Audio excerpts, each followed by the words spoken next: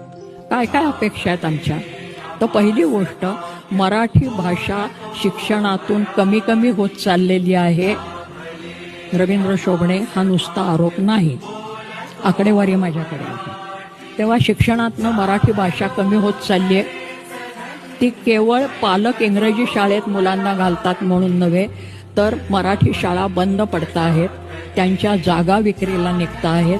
ही गोष्ट मुंबईसारख्या ठिकाणी घडते आहे आणि सांगलीसारख्या ठिकाणी घडते आहे. ज्या मराठी शाळा म्हणजे मराठी माध्यमाच्या शाळा या खाजगी आहेत, त्यांना सगळ्यांना अनुदान वेळेवर मिळत नाही, शिक्षकांना सगळ्या पगार वेळेवर मिळत नाहीत. त्यामुळे मग तिकडे गुणवान शिक्षक यायला नको म्हणतात. ज्या पालकांचा असा गैरसमज असेल की मराठीतनं शिक्षण घेतलं की पोटापाण्याची नीटशी सोय होत नाही, तर हाही अपसमज आहे. इंग्रजी माध्यमातनं शिक्षण घेतलं की आमचं पोरं परदेशी जात आहेत आणि परदेशी जाणाऱ्या पोरांचं आता ट्रम्प बाबा काय करतायत हे आपण बघतो आहे.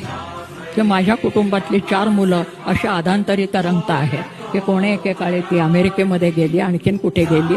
आणि मग कारण आम्ही जर बिहारी लोकांना मुंबईमधनं हाकलत असू तर आमच्या मुलांना त्यांनी का हाकलू नये, तेच तत्त्व लावायचं झालं तर. आपल्या देशात आपल्याजवळ ही शिक्षणाची दर्जेदार शिक्षणाची सोय व्हावी आणि अभिजात मराठी वाढवायची असेल तर ती नुसती उत्सवाने वाढणार नाही आहे. मराठी वाचणारी बोलणारी, म्हणजे आम्ही कवितेत म्हणतो वाचतो मराठी बोलतो मराठी, परंतु प्रत्यक्षामध्ये आम्ही काय करतो?